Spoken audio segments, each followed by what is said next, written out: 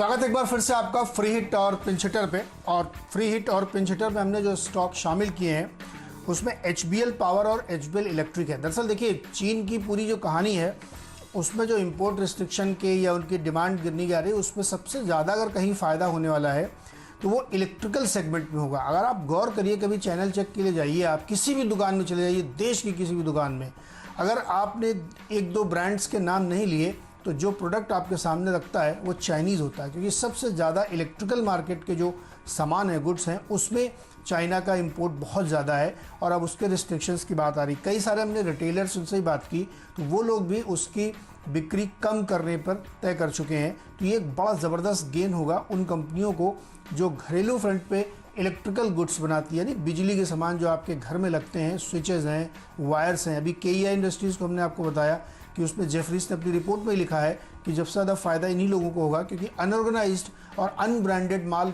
पटा पड़ा हुआ है चाइनीज़, और उसी को रोकने के लिए ये कंपनियों को फ़ायदा होगा। तो HBL इलेक्ट्रिक, थोड़ा सा नंबर्स पर भी ध्यान रखें, इसमें जो है बहुत ही सॉलिड कंपनी है। 50% मार्केट शेयर इनका ऑनलोड चाइनिंग स्विचेस पे। और इसी तरीके से अगर आप इनकी वैल्यूएशंस देखें आप, तो 64 रुपये के हाई के सामने स्टॉक इस समय 33 रुपये पर ट्रेड कर रहा है, यानी 50% लो पर ट्रेड कर रहा है। जबकि बुक वैल्यू इनकी 115 रुपये की है और स्टॉक पीक केवल 6.5 का है। तो इतने सस्ते वैल्यूएशन का शेयर और इतनी स्ट्रॉन्ग न्यूज़ पर मुझे लगता है इस पर सर्किट लगना चाहिए। इसी तरीके से HBL पावर बड़ी बड़ी बैटरीज़ बनाते हैं, रेलवे को सप्लाई करते हैं, बैटरी के कलपुर्जे बनाते हैं, जिसमें बहुत सारा माल चाइना से इंपोर्ट होकर आके लगता है और उसके रिस्ट्रिक्शंस लगेंगे। घरेलू फ्रंट पे इसको फ़ायदा होगा।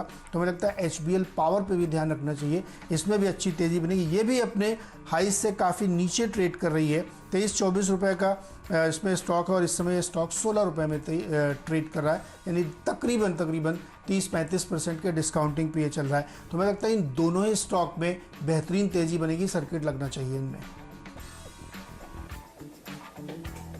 बहुत ही शानदार आपने स्टॉक्स बताए हैं और ये मिड कैप स्टॉक्स की आज कमाल दिखाएंगे। वो जो रिपोर्ट है वो बहुत ही काम की है। और देखिए, बहुत सारे चाइना से, सही बात है, जो सामान है वो भारत में इंपोर्ट हो जाता है और सस्ता होने के चक्कर में देखिए यहाँ पर बिकता भी है और फिर हमारी घरेलू इंडस्ट्रीज को देखिए इतना फायदा नहीं हो पाता। लेकिन ये ड्यूटी बढ़ेगी तो फिर फायदा होगा।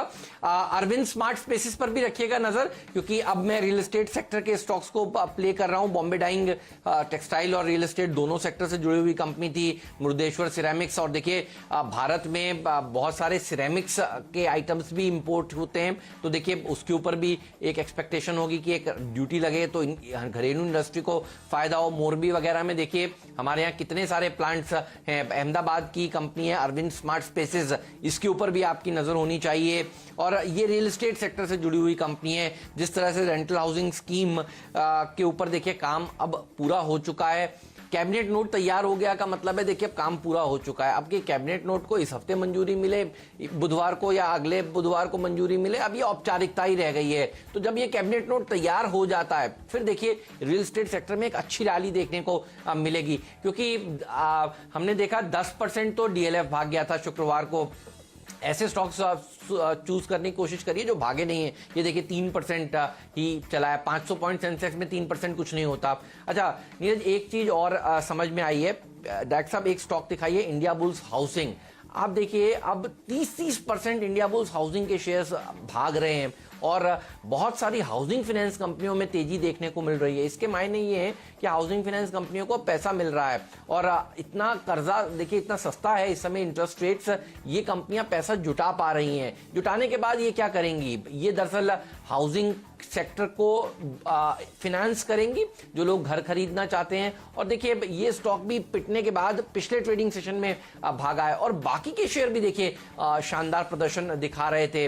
और मैं देख रहा था कि एक विदेशी कंपनी ने इंडिया बुल्स हाउसिंग के स्टॉक्स भी खरीदे हैं। ये इसके ऊपर हम विस्तार से अगले शो में भी बात करेंगे। तो अब देखिए FIIs हाउसिंग फाइनेंस कंपनियां खरीद रहे हैं। याद करिए जब हाउसिंग फाइनेंस कंपनियों में गिरावट शुरू हुई थी तो रियल एस्टेट सेक्टर में भी गिरावट शुरू हुई थी। तो ये ग्रीन शूट्स वाली बात है। और अभी अभी नीरज जो आप ब्रिगेड एंटरप्राइजेज की बात कर रहे थे, 1:30 बजे इनके मैनेजमेंट भी हमारे साथ आएंगे और इनके मैनेजमेंट ने ये बात साफ कही है बीते हफ्ते जब CNBC TV 18 से बात हो रही थी कि ग्रीन शूट्स उनको अब दरअसल हाउसिंग सेक्टर में नजर आ रहे हैं। तो मुझे लगता है कि ये वो सेक्टर है जो सेक्टर ऑफ द डे आज हो सकता है। अजमेरा रियल्टी के ऊपर भी रखिएगा नजर, ये स्टॉक भी अच्छा प्रदर्शन दिखाएगा। और बहुत पिटे हुए स्टॉक्स हैं। देखिए अरविंद स्मार्ट स्पेसेस की बात करूं तो 108 रुपए का 52 वीक हाई है, वहां से नीचे है ये 52 वीक हाईज के आसपास जाने की कोशिश करेंगे।